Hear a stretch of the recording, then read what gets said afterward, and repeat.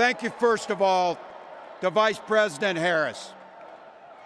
Thanks for putting your trust in me and for inviting me to be part of this incredible campaign. And a thank you to President Joe Biden for 4 years of strong, historic leadership.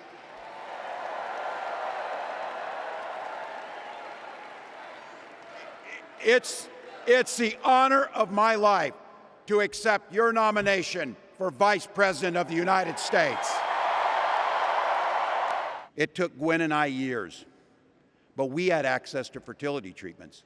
And when our daughter was born, we named her Hope. Hope, Gus, and Gwen, you are my entire world, and I love you.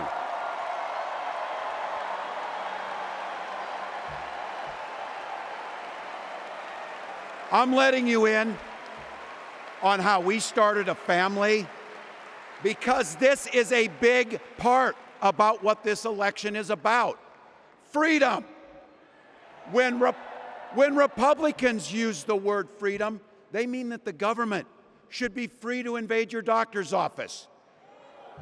Corporations, free to pollute your air and water. And banks, free to take advantage of customers.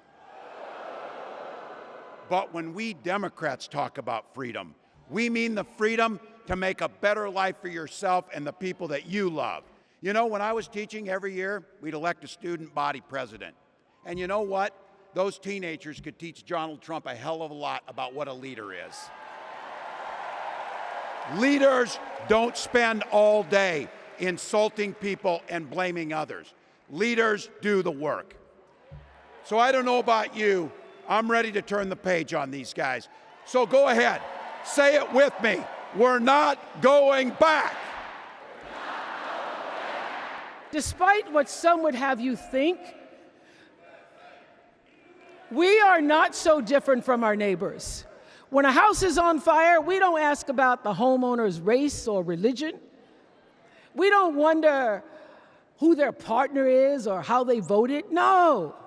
We just try to do the best we can to save them. And if the place happens to belong to a childless cat lady,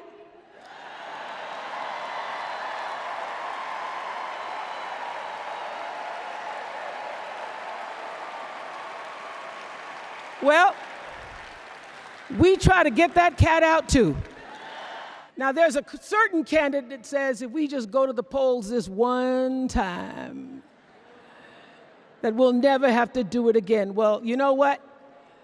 You're looking at a registered independent who's proud to vote again and again and again because I'm an American and that's what Americans do. Voting is the best of America. And I have always, since I was eligible to vote, I've always voted my values. And that is what is needed in this election now more than ever. So I'm calling on all you independents and all you undecideds. You know this is true. You know I'm telling you the truth, that values and character matter most of all. In leadership and in life. And more than anything, you know this is true, that decency and respect are on the ballot in 2024.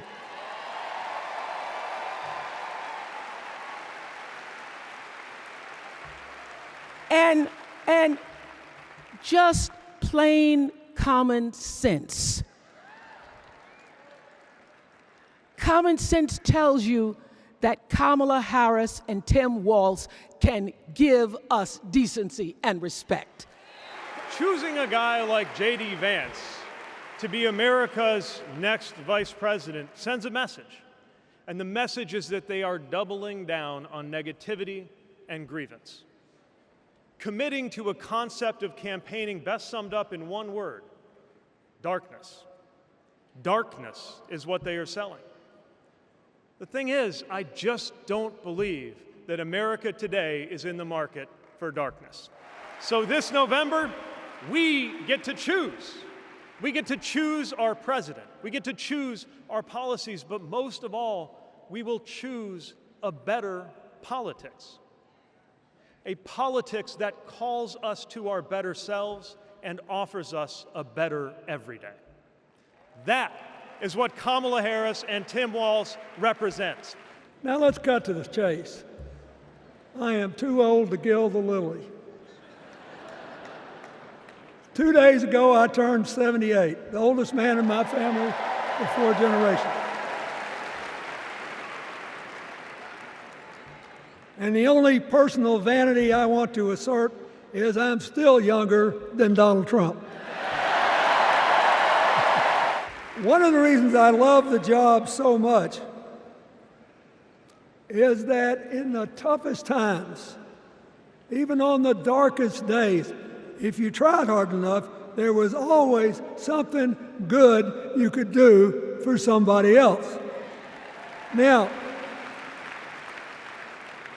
some days that's not easy to do. You've got to deal with all these emergencies, or there's something going on here, there, or yonder. But Kamala Harris is the only candidate in this race who has the vision, the experience, the temperament, the will, and yes, the sheer joy to get something done.